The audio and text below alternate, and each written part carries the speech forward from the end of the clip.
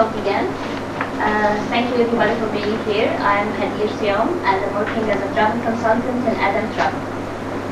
Today my topic is gender, as you can see, and allow me to show you my main points. The definition of the word gender, interesting examples of natural gender inequality, examples of extreme gender inequality around the world, and gender inequality in Egypt. Firstly, the definition. The word gender refers to the social identity of male and female. It is also refers to the typology of non-human animals. We can say that the word gender was not used before 1955. It was uncommon to use it except for grammatical categories. We can say the word means type, kind, or sort. The word gender is different from the word sex. Sex refers to the one's biological identity. So we can say that gender includes the meaning of the word sex. And now I'm going to give you a brief idea of example of interesting natural gender inequality.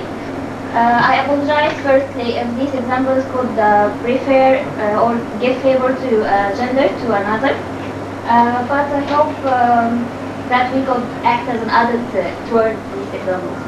Firstly, men don't listen. All the women blame men for not listening. Not listening because this has a scientific explanation. Women's voices have frequencies that is different from the frequencies of male voices, and it's the human brain needs more to work harder to get to understand these frequencies. So we cannot blame them; it's not their fault. Next.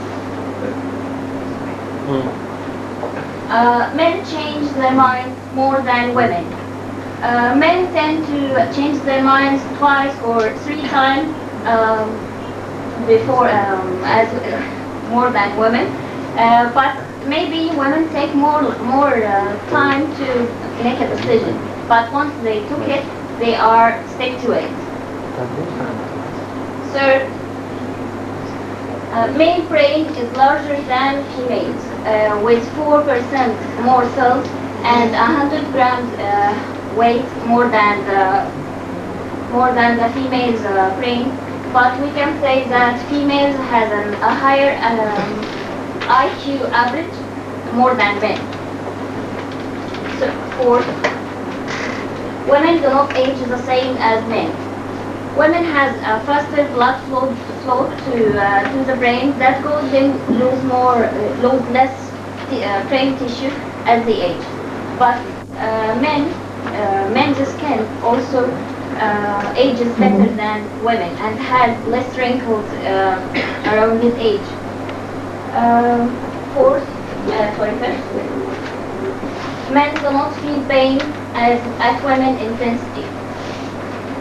Women have more nerve receptors, and that causes them to feel pain intensely. Men just do not feel the intensity of women's pain, but we can say that women have a coping mechanism to deal with pain more than men. Next. Women are twice talkative than men, and that's a fact. A woman could talk 5,000 words a day equal to 2,000 for a man for a day. And now, I hope that all my presentation was with these interesting facts, but we have to get to the dark and sad part of it to have examples of the inequality around the world. I'm going to start with high-tech sexism.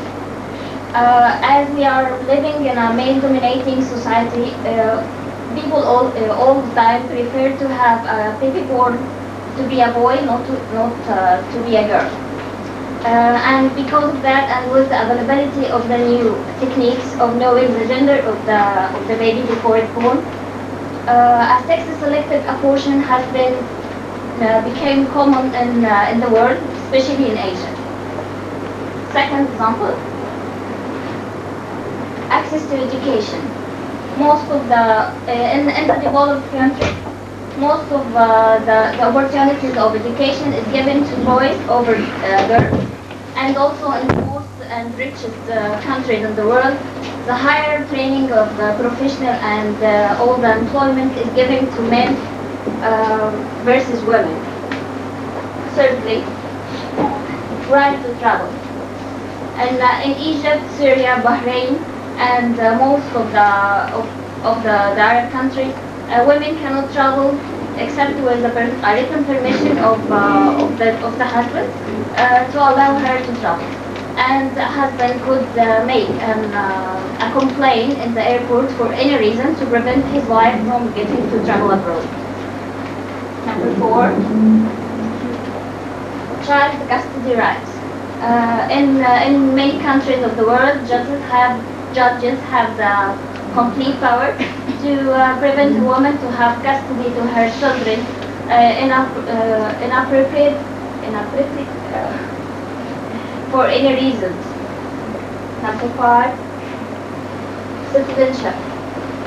In all the region we are living in, except in Israel, Tunisia, and Iran, and to a limited extent, Egypt is refused to give the right of citizenship to the child from his mother, but they allow the father to give his nationality to his children. And now I'm going to talk about gender inequality in Egypt. We have the same problem in Egypt with the inequality, but I think it's all we are searching for a solution for a problem just in our minds. The social tradition and all these all the things we are living in, such as religion, rural and urban location, and the society is factors that affect the woman's life in Egypt. So I think we have to say enough is enough. We have to put our hands together and to be against the gender inequality. It's immoral and violent, and also not okay. Thank you so much. Thank you very much.